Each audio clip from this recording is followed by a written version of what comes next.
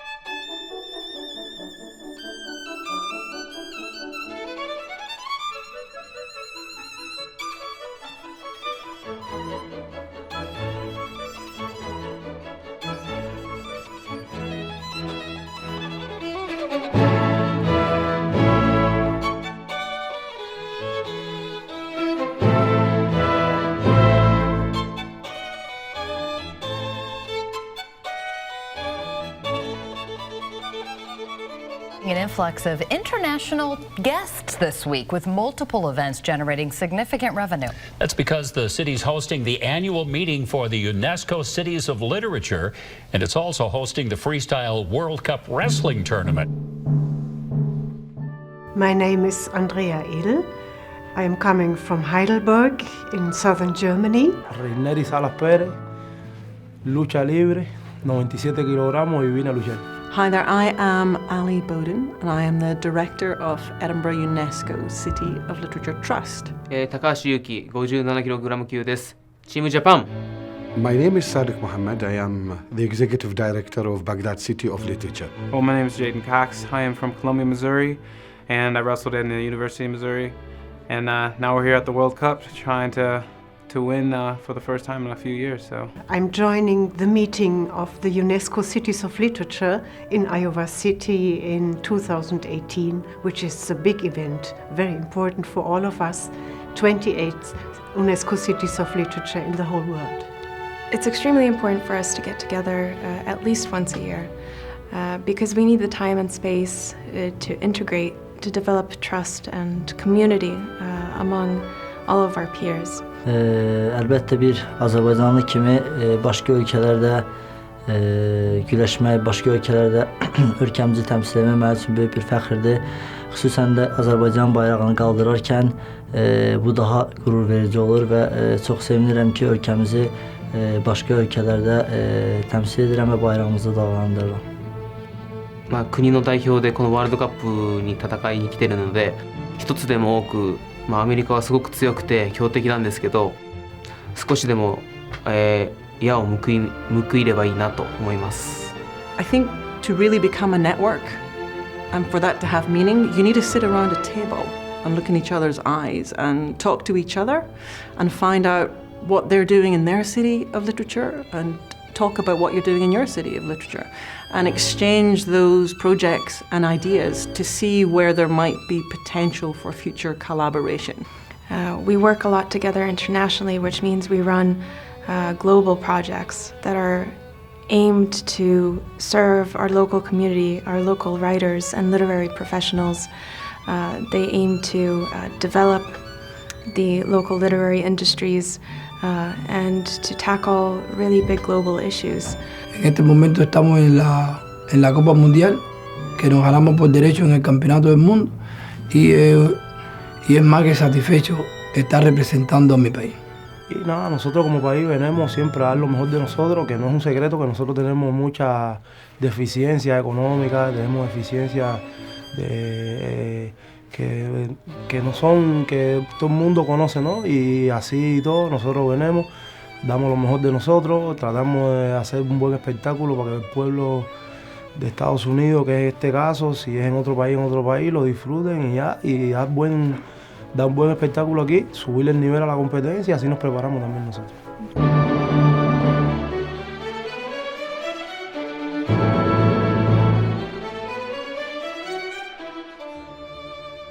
The idea of being a creative city was, of course, was a device, let's say, of UNESCO. UNESCO feel that this is very much a paradigm for sustainable development in urban areas. Iowa City is giving us the possibility to do that, and I'm really, really very grateful for this opportunity. Coming back into Iowa City, everybody knows the reputation of the Iowa Hawkeyes in the black and gold singlet. Being here in Iowa City for the few days, it's increased, spiked our intensity level. It's raised our level of alertness and preparedness. So it's been a great opportunity. Very exciting to be here.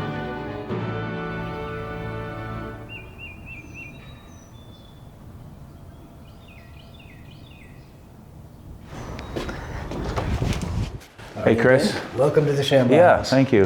Yeah, thank you. When I first came from Iowa State was a huge wrestling university at that particular time. The whole state's been pretty huge for 100 years. So when I came to the University of Iowa, we were pretty much not starting from scratch, but we went from maybe a couple hundred people to an event to all of a sudden we'd have 8,000, 10,000 within a few matter of months or years, a couple years.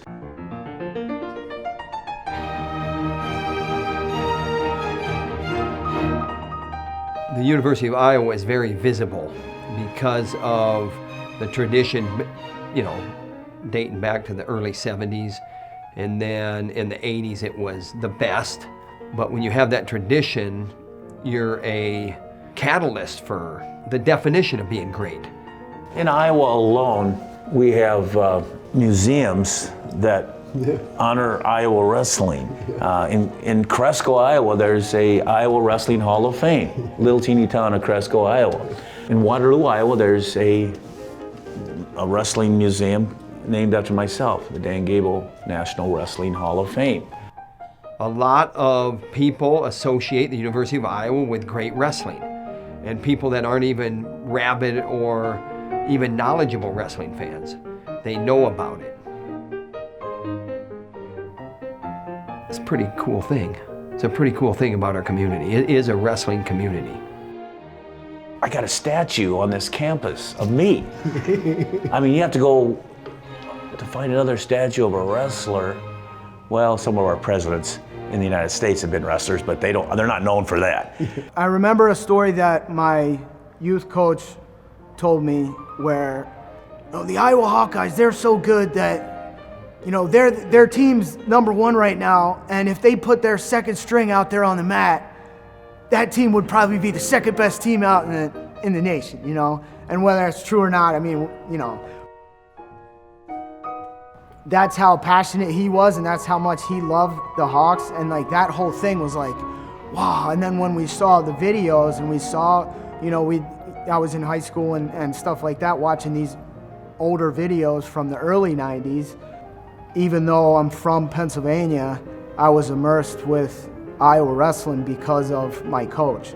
So I knew about Pennsylvania wrestling, and then it was like this mystique of like, what are those guys out in Iowa doing? Oh my gosh, you know. Like, simple answer is geographically, it's centrally located in the United States. It's right in the heart of the Midwest where wrestling culture is the strongest. And Iowa City, you know, did a great thing when they lured Dan Gable here in the 70s. And his reputation precedes him all over the world. And people know that if you're a Gable athlete, you know, they know what that comes with, right? His legacy of intensity and toughness and dedication. I even called my own guys for stalling. In fact, the statue I have it says stalling. That picture was taken me calling my own guy. And the referee kind of walks over by me and goes, Coach, you calling your own guy? I said, yeah, I know he can wrestle. You just got to get him to wrestle. Because, you know, I think the essence of a creative writing workshop is we're trying to help the writer identify those places in a new work where they're stalling, where they're, one of the ways I describe it is I say, you know, here's the place where you're treading water. You think you're swimming, but actually you're collecting your breath. And if we can help the writer identify that, then presumably they can push forward. It's interesting that you have all these wrestlers coming from around the world, and now we have representatives of 28 UNESCO cities of literature descending on Iowa City. And I'm remembering that when I approached UNESCO 15 years ago to think about applying for whether we might possibly make our way into this Creative Cities network, I said, would you entertain a dossier from Iowa City? And they replied within minutes. They said, we've been waiting for Iowa City to apply.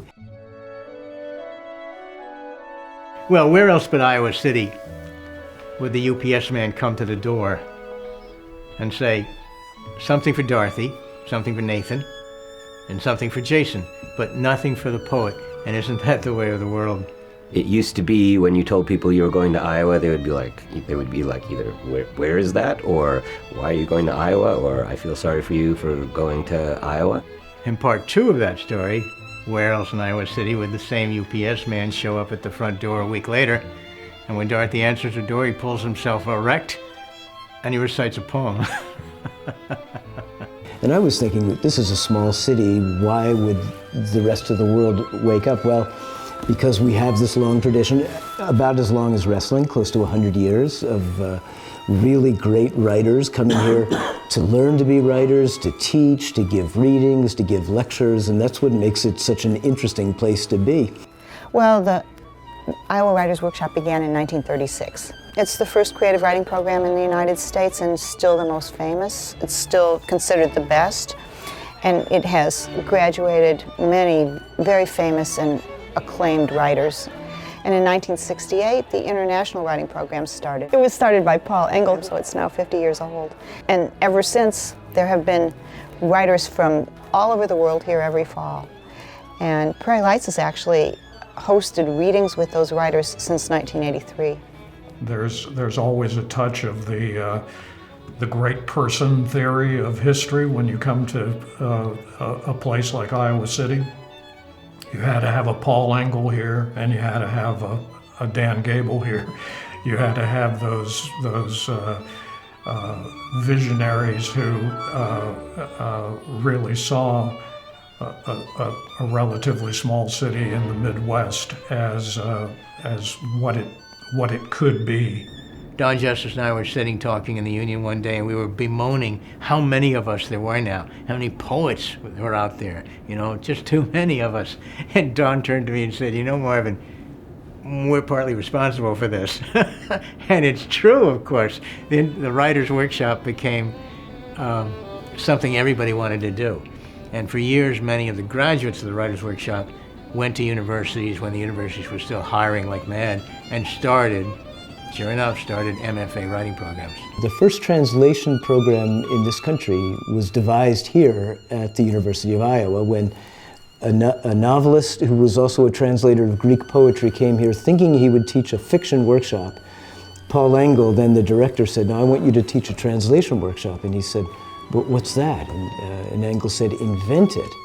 And so we've done all this translation of literature from different countries, and when we translate a poem by, let's say, a Russian poet or a Chinese poet into English, we are learning how they do what they do. We're internalizing their tricks of the trade. It's the deepest kind of study, and I think that's something like what you're talking about in wrestling. Absolutely, but I think it kind of depends on who's on the top of the game. Yeah.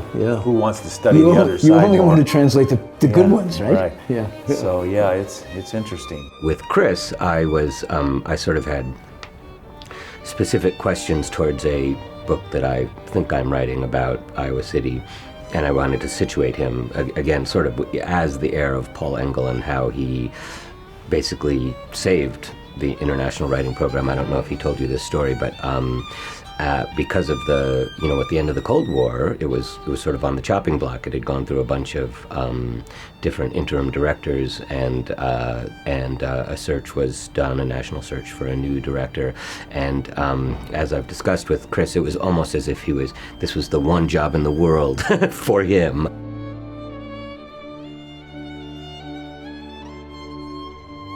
Chris is just a relentless, tireless globetrotter, just is always in one country or another. The International Writing Program has made Iowa City famous all over the world. Brings poets and fiction writers from all over the world to be in Iowa City for a while. And they make presentations, but meanwhile they get to see what Americans are like and what each other is like, what one another is like, and what one another's culture is like. And, you know, civilization depends on an exchange of ideas, but even more so just finding out what other people and other cultures are like. We live in a global space. Creative economy in certain countries is the one that contributes towards the economy. So by being exposed to global sphere, they'll be able to increase, you know, the economy of the country and also learn from other people. You know, I think it goes back to that common experience, right? It unites people. So whether we speak the same language or not, there's an understanding there of a shared life experience. I'm always fascinated with the idea that anything that any individual believes or holds dear and true can be challenged and tested, and it's best challenged and tested when either you get out and travel or when you have the world come to you. アメリカの人たちはとてもこうフレンドリーでこうなんか日本とはまた違ったフレンドリーな感じで接してくれるので本当とても居心地がいいと思ってます。アメリカは本当レスリングが大人気じゃないですか。だからとても羨ましくも思います。 Doğrudan da Iowa'nın burada olduğumuz müddətdə buranın qonaqpərvərliyi, yəni bir Azərbaycanda olduğu kimi bizdə də yəni mədəniyyətə, idmana, qonaqpərvərliyə böyük üstünlük verilir. Biz Iowa'da biz onu gördük, dönənləri bizim elə. Well, I think just having a city like Iowa City that's so welcoming and so diverse, that other countries can come to and feel that diversity and feel that warm welcome. And Iowa's always been a place for me that is safe, is friendly, and is adoring. De Estados Unidos tenemos bastante conocimiento, pero bueno, esta ciudad es nueva para nosotros y lo que hemos podido apreciar en la ciudad es una ciudad tranquila, una ciudad donde las personas les gusta la actividad del campo y por lo tanto, bueno, eso es algo que es común en nuestro país porque también tenemos lugares donde el campo es algo importante para nosotros. The idea of becoming a creative city, tell you the truth, came down to us from Iowa City. Iowa City became a creative city before us, and a group of my friends visited the city. They were participating in one of the programs run by the International Writing Program. Iowa is my utopia, tell you the truth. As a writer, I find Iowa a utopia for all writers. So you could walk down the street in Iowa City and you could pass by a great writer. And you can do the same thing. You could pass by a great wrestler. It's unbelievably humbling. It's really lovely to be in a place that seems so comfortable with its designation. Whenever we walk around the streets between meetings, we meet people who are just going to get their groceries or pick up their kids from school. And they're asking us, oh, where are you from? What is it that you do? Everyone seems really engaged with reading and with writing. And that's very important. That's the kind of world we want to live in, I think. Iowa City is a very unique place in the Midwest because of the diversity. And it doesn't matter if it's sport or other things. It's always been a diverse place. Well, I think I'll say one thing, because I fly out of Cedar Rapids all the time, and I think I'm always surprised at how often it is that I meet people on the planes who are flying to the most distant parts of the world. It's common to say that people living in New York are the most provincial Americans of all. I would say Iowa Cityans are maybe the most cosmopolitan in that sense, because we are in touch with the rest of the world in the same way that the farmers know all about the commodities markets all around the world, and the wrestlers are in pretty much the same place, right? This weekend, you're proving it, and they're coming in from everywhere, and Mongolia, Cuba, Japan. We got 8 countries, and they're coming. They're coming because it's Iowa City. Yeah. They're interested. They're interested in Iowa City, Iowa.